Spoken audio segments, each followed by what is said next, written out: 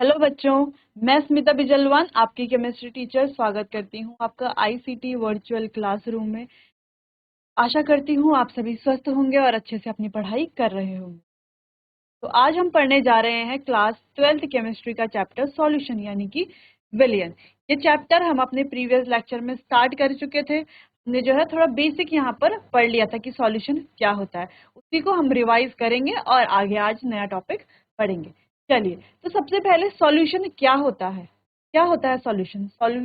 जो सॉल्यूशन है यानी कि विलयन है, उससे आप क्या समझते हैं? विलयन यानी कि सॉल्यूशन जो है एक प्रकार का क्या होता है, होमोजीनियस मिक्सचर होता है। क्या होता है? होमोजीनियस मिक्सचर होता है। होमोजीनियस मिक्सचर किस चीज का? दो या दो से अधिक जो कंपोनेंट हमारे पास होते हैं उनका क्या होता है? होमोजीनियस मिक्सचर होता है। ठीक है, चलिए ये तो हम समझ गए कि सॉल्यूशन होता क्या है। अब जो सॉल्यूशन है वो बनता कैसे कैसे है, देखो। अब सॉल्यूशन जो है, सॉल्यूशन हमने क्या कहा, क्या होता है? एक होमोजीनियस मिक्सचर होता है। होमोजेनियस मिक्सचर ऑफ टू और मोर कंपोनेंट।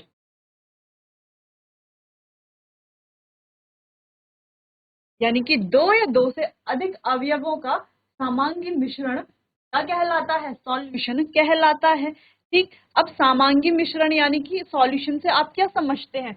जैसे कि अगर हम कहें हमने एक गिलास पानी में एक चम्मच नमक का डाल दिया, प्रकार से एक गिलास हमने क्या लिया, पानी लिया, जल लिया और उसमें क्या डाल दिया हमने, एक चम्मच क्या डाल दिया, नमक डाल दिया। इसको हमने घोला, तो घोलने के बाद जो हमारे पास तैयार हुआ वो क्या था हमारे पास, इसको क्या बोलेंगे, सॉल्ट सॉल्यूशन। यानी कि नमक का नमक का विलयन होगा वो हमारा, उसे क्या कहा जाएगा, सॉल्ट सॉल्यूशन कहा जाएगा। ठीक, अब हम होमोजीनस मिक्सचर ही क्यों इस यहाँ पर ले रहे हैं, होमोजीनस मिक्सचर ही क्यों ले रहे हैं? क्योंकि होमोजीनस मिक्सचर क्या होता है, यूनिफॉर्मली क्या हो जाता है, डिसॉल्व हो जाता है। ठीक, अब होमोजीनस मिक्सचर तो हम समझ गए। अब होमोजीनस मिक्सचर क्या होता है? अब देखो, मिश्रण जो है हमारे पास दो प्रकार का होता है, एक होमोजीनस और एक क्या होता है, हेट्रोजीनस। हेट्रोजीनस जैसे कि हम कहें हमारे पास है नमकीन,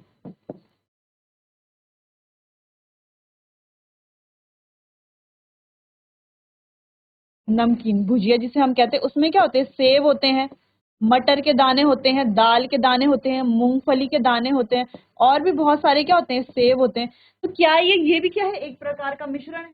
देखा होगा ना मिक्सचर वाले नमकीन का पैकेट, बहुत सारी चीजें क्या रहे मिक्स हुई रहती है, मिश्रण रहता है बहुत सारी चीजों का। ठीक, तो क्या हम इसे भी सॉल्यूशन कह रहे हैं? नहीं, हम इसे सॉल्यूशन नहीं कह रहे, क्योंकि जो इसके अवयव हैं, इसके जो कंपोनेंट है वो क्या है, अलग अलग है, एक दूसरे में घुल नहीं रहे हैं।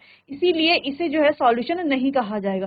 सॉल्यूशन सिर्फ किसे कहा जाएगा, जो हमारा होमोजीनियस मिक्सचर होगा उसी को ही सॉल्यूशन कहा जाएगा। ठीक, चलिए, तो ये तो आप समझ गए होंगे, ये आपने नोट कर लिया होगा। दूसरी चीज हमने अपने लास्ट लेक्चर में क्या पढ़ा था कि सॉल्यूशन जो है मिलके बनता है सॉल्यूट प्लस सॉल्वेंट। ठीक, यानी कि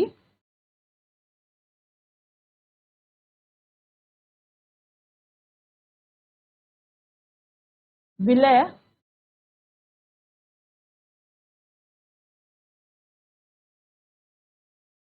और विलायक। तो विलय और विलायक से मिलकर के क्या बनता है, हमारा सॉल्यूशन बनता है। इसमें जो, अगर हम कह रहे हैं एक गिलास हमने क्या लिया, पानी लिया, ठीक, उसमें क्या डाला, एक चम्मच क्या डाला, नमक। एक चम्मच हमने नमक डाला, इसमें क्या है, जल है। ठीक, एक चम्मच हमने क्या डाला, नमक डाला। ठीक, अब जल तो क्या है, इतना सारा है, और नमक की जो क्वांटिटी, नमक मात्रा है वो कम है। ठीक, जल की मात्रा क्या है, ज्यादा है, नमक की मात्रा कम है। तो जिसकी मात्रा कम होती है और जिसकी मात्रा ज्यादा होती है, इसका क्या मतलब है, यानी कि जल जो है हमारा क्या होगा, सॉल्वेंट होगा, यानी कि विलायक होगा। और नमक क्या है हमारा, कम मात्रा में है ना। नमक क्या, अब दूसरी चीज क्या बच गई यहाँ पे, नमक बच गया, तो नमक क्या है हमारा, सॉल्यूशन, सॉरी सॉल्यूट, यानी कि विलय, विलय है। ठीक, समझ में आया कि किसी भी सॉल्यूशन में, किसी भी विलयन में हम कैसे पहचानेंगे कि हमारा विलय कौन है और विलायक कौन है। जो लार्जर क्वांटिटी में है, ज्यादा मात्रा में है, अधिक मात्रा में है। मात्रा क्या है, अधिक मात्रा में है, जो अधिक मात्रा में है वो हमारा क्या होगा, विलायक होगा। ठीक, और जो दूसरा जो बच जाएगा वो क्या होगा, हमारा विलय होगा, यानी कि जिसकी मात्रा कम होगी, ये भी हम कह सकते हैं कि जिसकी मात्रा कम है वो हमारा विलय होगा। ठीक, यहाँ पर इतना पॉइंट समझ में आ गया। ये पॉइंट जो है आपको समझ आ गया होगा कि सॉल्यूशन क्या होता है, होमोजेनियस मिक्सचर होता है, किससे बना होता है, सॉल्यूट और सॉल्वेंट से मिलकर के बना होता है। ठीक है, चलिए, अच्छा सॉल्यूट और सॉल्वेंट से मिलकर के बना है तो इसे क्या कहते हैं, बाइनरी मिक्सचर, बाइनरी मिक्सचर, या binary, sorry binary solution, binary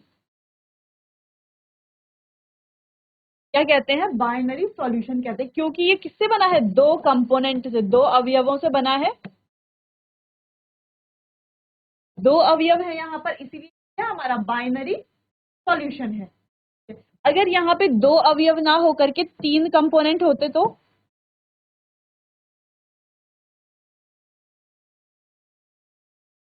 तीन कंपोनेंट वाला सॉल्यूशन, चार कंपोनेंट का सॉल्यूशन भी हो सकता है, चार अवयवों का सॉल्यूशन भी हो सकता है, पांच अवयवों का सॉल्यूशन भी जो है वो भी हो सकता है। तो अगर दो तीन कंपोनेंट का सॉल्यूशन होता तो यहाँ पे एक क्या होता, हमारा सॉल्वेंट होता, और बाकी के दो क्या होते, सॉल्यूट होते। ठीक, अब यहाँ पर दो, ये बाइनरी सॉल्यूशन जो है, द्विआंगी सॉल्यूशन जो है, ये दो कंपोनेंट का सॉल्यूशन है, दो अवयवों का सॉल्यूशन है, तो यहाँ पर एक सॉल्यूट होगा और एक क्या होगा, सॉल्यूशन होगा। अगर हमारे पास कोई तीन कंपोनेंट का मिश्रण होता, तीन कंपोनेंट का सॉल्यूशन होता, तो वहां पर एक क्या होता, हमारा सॉल्वेंट होता, और बाकी के दो अवयव जो होते वो क्या होते, सॉल्यूट होते। ठीक, इतनी भी समझ में आ गया, ये भी समझ आ गया। अब जो है यहाँ पर तीसरी चीज हमें यहाँ पर पढ़ ली थी हमने, सॉल्यूशन जो है वो कितने प्रकार के होते हैं, ये हमने अच्छे से पढ़ा नहीं था, इसको जो है हम आज के टॉपिक में कवर करेंगे। चलिए, तो पहले लास्ट लेक्चर में हमने ये कहा कि सॉल्यूशन क्या है, समांगी मिश्रण होते हैं। ठीक, समांगी मिश्रण क्या होते हैं, जिसमें दो या दो से अधिक अवयव होते हैं।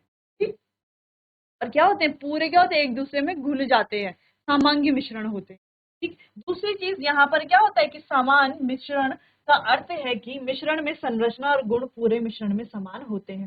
तो जो हमारा होमोजेनियस मिक्सचर होता है वो क्या होता है, यूनिफॉर्म होता है, यूनिफॉर्म होता है, यानी कि उसमें जो है सब में क्या होता है, सेम होता है। ठीक, क्या होता है, यानी कि सब पूरे उसमें मिश्रण में क्या होता है, सेम चीज। जैसे कि एग्जांपल ले, हमने क्या कहा, नमक और जल का सॉल्यूशन है, इससे अगर हम एक चम्मच नमक और जल ले लें, ठीक, तो ये भी क्या होगा, उतना ही नमकीन होगा, और ये भी क्या होगा, उतना ही नमकीन होगा। अगर हम यहाँ से एक ढक्कन में, ठीक है, या एक स्पून में या किसी छोटे बर्तन में इससे थोड़ा सा क्या कर दे, पोर करके इसमें डाल दें ये नमक और पानी का मिश्रण। ठीक, तो ये वाला जो सॉल्यूशन है और ये वाला जो सॉल्यूशन है, दोनों क्या होंगे, समान होंगे, दोनों में क्या होंगे, समान गुण होंगे, होंगे समान गुण। ठीक, दोनों में समान गुण है, दोनों की संरचना जो है वो भी सेम है, क्वांटिटी में डिफरेंस है, लेकिन संरचना गुण दोनों ही क्या है, समान है, इसीलिए इसे क्या कहा जाता है, यूनिफॉर्म कहा जाता है, यूनिफॉर्म सॉल्यूशन। क्या कहा जाता है, यूनिफॉर्म कहा जाता है। ठीक, जबकि जो हमारा हेट्रोजीनस होता है, ठीक, यानी कि अगर हमने क्या किया है, एक कटोरी में नमकीन ली है, नमकीन क्या है, अलग अलग पार्ट है, इस नमकीन को अगर हम एक छोटी कटोरी में डाल दें, एक बड़े बीकर में हमने क्या लिया है, नमकीन लिया है, मिश्रण लिया है नमकीन का, नमकीन में क्या है, सेव भी है, ठीक है, उसके अलावा उसमें अलग अलग स्पाइसेस हैं, मसाले हैं, मूंगफली है, मटर के दाने हैं, और अलग अलग प्रकार की दालें हैं, अलग अलग प्रकार की भुजिया है, तो वो सबका क्या है, एक मिश्रण है। इसको अगर हम एक कटोरी में डालें तो इसकी जो क्वांटिटी है, इसके जो गुण है वो इसमें नहीं, हो सकता है इसमें कुछ चीजें ज्यादा हो सकता है इसमें कुछ चीजें कम हो। ठीक, तो इस प्रकार से ये नॉन यूनिफॉर्म होता है। ठीक, क्या होता है, नॉन यूनिफॉर्म होता है, जबकि ये क्या होता है, हमारा यूनिफॉर्म होता है। चलो, ये भी समझ आ गया होगा। अब तीसरी चीज, जो अधिक मात्रा में होता है उसे सॉल्वेंट यानी कि विलायक कहा जाता है। जो अधिक मात्रा है उसे विलायक कहा जाता है, और जो कम मात्रा में होता है या विलायक के बाद जो बच जाता है उसे विलय यानी कि सॉल्यूट कहा जाता है। विलय यानी कि सॉल्यूट कहा जाता है। चलो, अब द्विअंगी मिश्रण क्या होता है? बाइनरी सॉल्यूशन क्या होता है? जिसमें सॉल्वेंट और सॉल्यूट होता है। ठीक, सॉल्वेंट यानी कि विलायक और सॉल्यूट यानी कि विलय। ठीक है, अब जो विलायक है वो अधिक मात्रा में होता है, ये भी हम जान चुके। तीसरी चीज, अगर हमने ये भी कहा कि तीन कंपोनेंट अगर हमारे पास है, एक सॉल्वेंट और दो सॉल्यूट हो जाएंगे। ठीक, तो जो हमारे द्विअंगी द्विअंगी द्विअंगी विलयन है वहां पर हमने पढ़ लिया। ठीक, अब हमारे सिलेबस में देखो तीन कंपोनेंट वाला मिश्रण भी होता है, चार कंपोनेंट वाला भी होता है, पांच कंपोनेंट वाला भी होता है, लेकिन हमारे सिलेबस में सिर्फ बाइनरी सॉल्यूशन है, तो हमें यही पढ़ना है। ठीक, चलिए, यहाँ तक हम अपने लास्ट लेक्चर में पढ़ चुके थे, समझ में आ गया होगा। कहीं पर कोई कंफ्यूजन अगर होती है तो आप मुझसे पूछ सकते हैं। चलिए, तो अब नया टॉपिक स्टार्ट करते हैं, टाइप्स ऑफ सॉल्यूशन। अब हमारे पास कितने प्रकार के सॉल्यूशन होते हैं? देखो, हमारे पास बेसिकली तीन प्रकार के सॉल्यूशन होते हैं। कौन कौन से तीन विलयन? देखो, गैसीय विलयन, ठोस विलयन और द्रव विलयन, तीन प्रकार के विलयन होते हैं। ठीक, अब जो हमारा सॉल्वेंट होता है ना, सॉल्वेंट होता है वही हमारा सॉल्यूशन का स्टेट होती है। ठीक, वही क्या होती है? सॉल्यूशन की स्टेट होती है। पहले तो हम कह रहे हैं कि हमारे पास तीन, यानी कि ठोस, द्रव और गैस। ठीक, ये तीन प्रकार के मिश्रण, तीन प्रकार के सॉल्यूशन, सॉल्यूशन है, विलयन है। अब गैस, गैस का सॉल्यूशन तो हमें पता है, जैसे एयर है, क्या कहते हैं? वायु कहते हैं। तो ये तो हमारा गैसीय मिश्रण है। क्या हम N2 और O2 को मिला दे तो ये भी क्या है? हमारा गैसीय मिश्रण है। तो गैसीय मिश्रण तो हमें पता है होता है। द्रव वाला मिश्रण भी होता है कि जब हम इथेनॉल को जल में मिला देते हैं, इथेनॉल को जल में मिला देते हैं। इथेनॉल क्या है? एक अल्कोहल है। ठीक, इथेनॉल को जब हम जल में मिलाते हैं तो ये द्रव का मिश्रण हो गया ना, दो द्रव मिल रहे हैं। ठीक, गैस में भी देखो, दो गैस, दो से ज्यादा अधिक गैसों का क्या है? मिश्रण है, वायु। ठीक, अब ठोस, ठोस भी क्या सॉल्यूशन होते हैं? ठोस सॉल्यूशन होते हैं क्या? होते हैं, बिल्कुल होते हैं। जैसे कि हमारे पास है ब्रॉन्ज, ब्रॉन्ज यानी कि कांसा। अब देखो, ब्रॉन्ज जो है वो भी क्या है? हमारा एक प्रकार का अलॉय है। क्या है? एक प्रकार का अलॉय। अब अलॉय यानी कि जो मेटल के यानी कि धातु के मिश्रण से बना हुआ होता है उसे क्या कहा जाता है?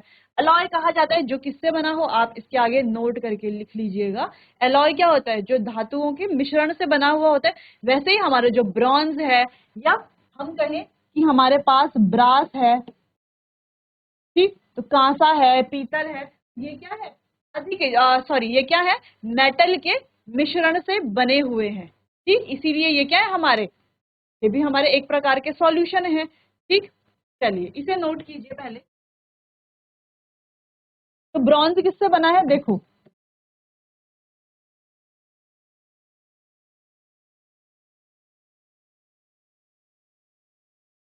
ठीक, चलो, तो ब्रॉन्ज किससे बना है?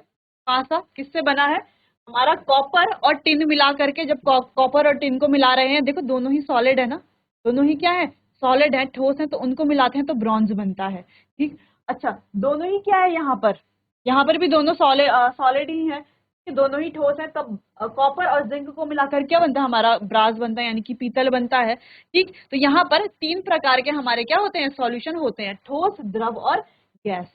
ठीक, अब कैसे पता चलेगा कि कौन सा सॉल्यूशन है, कैसे बनता है? देखो, जो हमारा सॉल्वेंट होता है ना, तो सॉल्यूशन की अवस्था वही होती है। जो हमारा सॉल्वेंट होता है तो सॉल्यूशन की अवस्था वही होती है। जैसे कि हम कहें हमारे पास नमक और जल, ठीक, का एक मिश्रण है, यानी कि एक गिलास है, में क्या है? इतना जल है। ठीक, इतना जल है, इसमें हमने एक स्पून क्या डाल दिया? नमक है वो डाल दिया, 1 स्पून क्या डाल दिया, नमक डाल दिया। तो इस प्रकार हमें क्या मिल जाएगा यहाँ पर, हमारा नमक और जल का सॉल्यूशन क्या मिल गया हमें, ये सॉल्ट सॉल्यूशन हमें ये मिल गया। अब इसमें क्या है, नमक भी है और जल भी है, क्या है इसमें, नमक है प्लस जल है इसमें। ठीक, अब हमें दिख कैसा रहा है, ये द्रव दिख रहा है ना, लिक्विड दिख रहा है, द्रव दिख रहा है। यानी कि द्रव क्यों दिख रहा है, क्योंकि यहाँ पर क्या है, ये जल है। ठीक, जल क्या है, अधिक मात्रा में, तो हमने क्या कहा था, जिसकी मात्रा अधिक होगी वो क्या होता है हमारा सॉल्वेंट, यानी कि विलायक। अब जिसकी मात्रा कम होगी, जो सॉल्ट है हमारा, वो क्या है हमारा सॉल्यूट, यानी कि विलेय।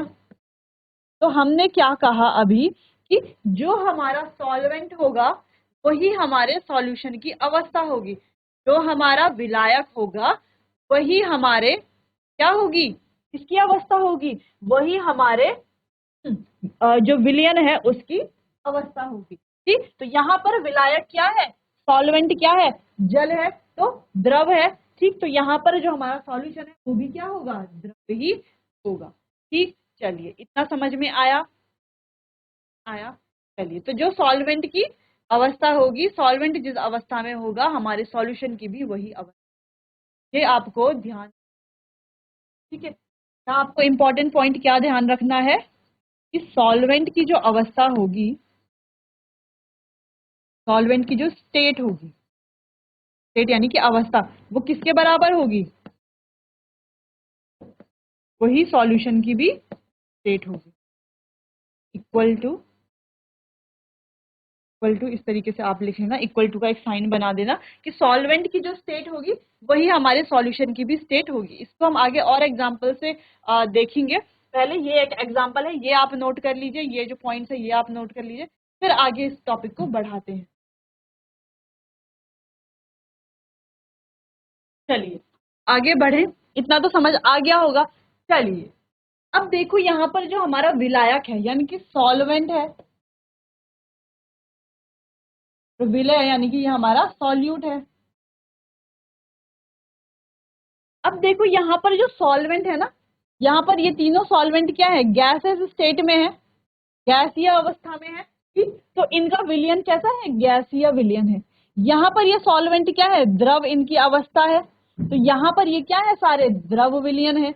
यहाँ पर ये सारे ही क्या है हमारे ठोस, ठोस अवस्था है यहाँ पर सारे सॉल्वेंट की, यानी कि सारे विलायक जो हैं वो ठोस अवस्था में है। वैसे ही यहाँ पर ये जो विलयन होगा ये भी हमारा क्या होगा, ठोस विलयन होगा, जैसे कि हमने यहाँ पर पढ़ा था। ठीक है, ठीक समझ में आया इतना। चलिए अब देखते हैं, अगर हमारा जो विलायक है वो गैस है और विलेय क्या है, विलेय भी गैस है, जैसे कि ऑक्सीजन और नाइट्रोजन गैस का मिश्रण। ठीक है, O2 और N2 गैस है। ठीक, इनका क्या होगा, मिश्रण होगा, तो दोनों ही क्या है, गैस, तो गैसीय ही मिश्रण बनेगा। ठीक है जी, चलिए अगला देखिए, अगर हमारे पास एक क्या है, द्रव है और एक गैस है, यानी कि क्लोरोफॉर्म को नाइट्रोजन गैस में मिश्रित किया जाए। अगर क्लोरोफॉर्म हमारे पास है द्रव अवस्था में और उसको जो है नाइट्रोजन गैस के साथ जब हम मिश्रित कर रहे हैं तो कैसा विलयन बनेगा, गैसीय विलयन बनेगा। अगला, ठोस को गैस के साथ मिक्स करते हैं, जैसे कि कपूर को नाइट्रोजन गैस में मिलाते हैं तो उससे क्या बनेगा, कपूर और नाइट्रोजन गैस का विलयन बनेगा। ठीक, तो इसकी अवस्था भी क्या है, गैसीय अवस्था में ये बनेगी। ठीक है, चलिए अब देखिए, किसी गैस को अगर हम द्रव में मिलाते हैं, जैसे जल में घुली हुई ऑक्सीजन, जल में क्या है, ऑक्सीजन घुली हुई है, ऑक्सीजन क्या है, एक गैस है, और जल क्या है, हमारा द्रव है। द्रव क्या है, विलायक है, यानी कि विलायक है, उसकी क्वांटिटी ज्यादा है तो सॉल्यूशन भी कैसा होगा, द्रव होगा, है ना। और जो हमारा विलयन है वो भी क्या होगा, द्रव होगा।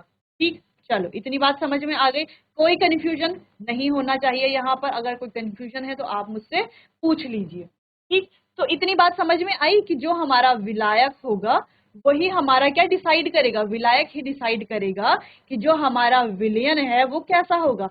विलायक अगर गैसीय है तो विलयन गैसीय विलयन बनेगा, विलायक अगर द्रव है तो विलयन द्रव विलयन बनेगा, और विलायक अगर ठोस है तो जो विलयन है वो ठोस विलयन बनेगा।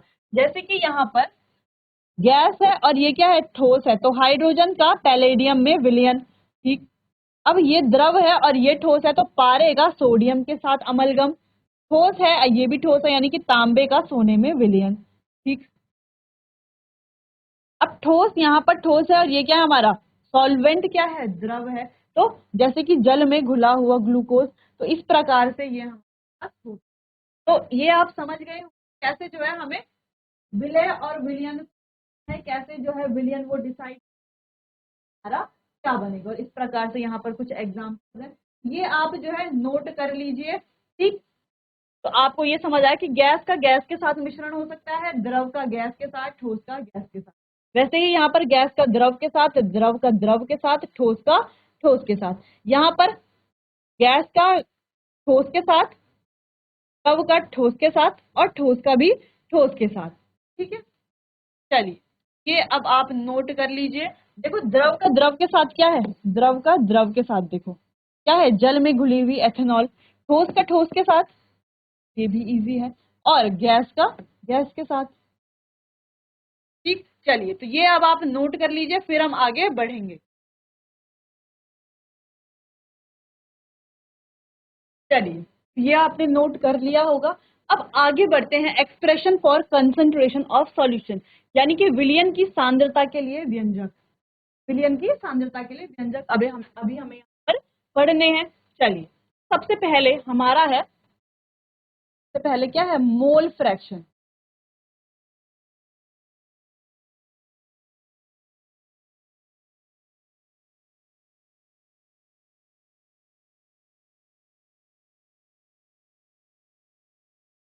इसको एक्स से भी हम डिनोट करते हैं, किससे डिनोट करते हैं, एक्स से डिनोट करते हैं। अब इसका फॉर्मूला क्या होता है, यहाँ पर बेसिकली आपको क्या पढ़ना है, आपको कंसंट्रेशन के टर्म्स के बारे में पढ़ना है, उनके एक्सप्रेशन के बारे में पढ़ना है, टर्म्स के बारे में, और उनका फॉर्मूला हमें यहाँ पर पढ़ना है। साथ ही साथ हम कहीं पर क्या करेंगे, यहाँ पर एग्जाम्पल भी एक दो सॉल्व करेंगे। ठीक, अब ये पढ़ने का फायदा क्या होगा, अब यहाँ पर हम फॉर्मूले पढ़ेंगे।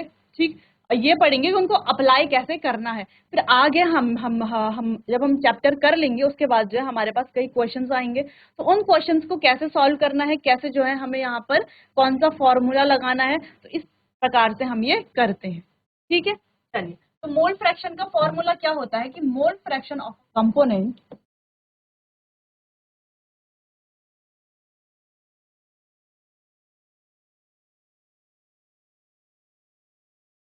किसी कंपोनेंट का मोल फ्रैक्शन कैसे निकालेंगे, is equals to number of moles of a component. कौन से कंपोनेंट की हम यहाँ पर बात कर रहे हैं, है किस कैसे कंपोनेंट की हम यहाँ पर बात कर रहे हैं, कौन सा अवयव की हम बात करें।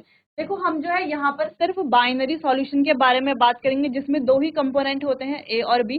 देखो कहीं कहीं पर हम तीन कंपोनेंट वाला भी क्वेश्चन कर सकते हैं। ठीक, चलिए, तो यहाँ पर ये वाले वो वाले कंपोनेंट हैं। ठीक, और टोटल नंबर ऑफ कंपोनेंट्स,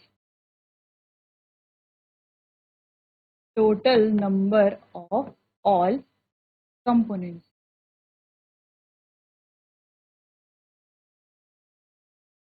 पहले ये आप नोट कीजिए,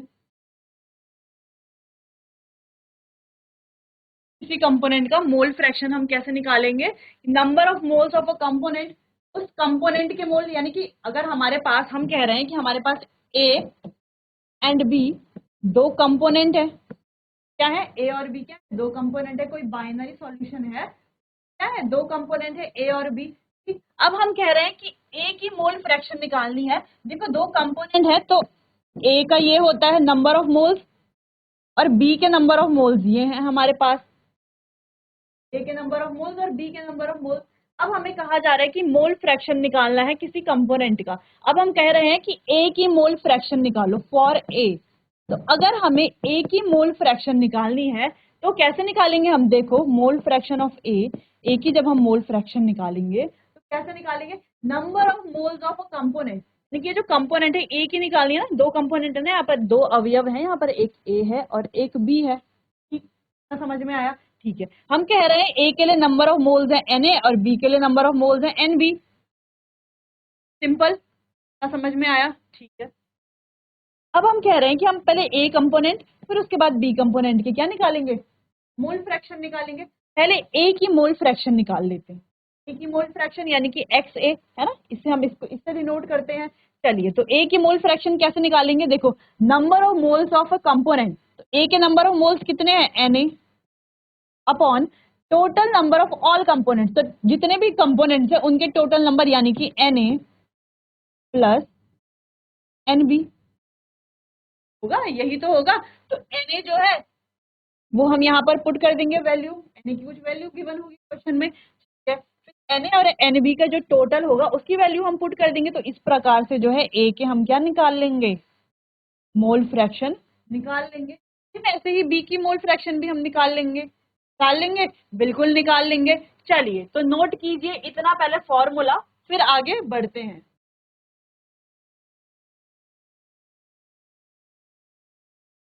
चलिए, तो ए के लिए तो ये होता है, सेम बी के लिए भी तो यही होगा, बी के लिए भी तो ऐसे ही होता है। देखो, for B is equals to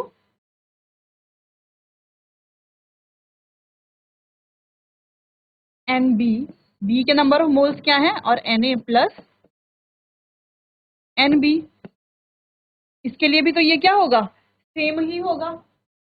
इतना समझ में आया? चलिए, अब हम क्या कह रहे हैं कि एक बाइनरी सॉल्यूशन के लिए क्या होता है, देखो एक पॉइंट यहाँ पर है, फॉर अ बाइनरी सॉल्यूशन यानी कि जो हमारा द्विअंगी सॉल्यूशन होता है, द्विअंगी विलयन होता है, के लिए क्या होता है, Na plus sorry XA plus XB is equals to 1। ठीक, अगर हमने इसकी वैल्यू निकाल दी, वैल्यू आराम से निकल जाएगी, इससे इसको माइनस कर लेंगे, आराम से वैल्यू निकल जाएगी। ये आपको यहाँ पर ये भी नोट कर लेना है, तो इसे नोट कीजिए आप।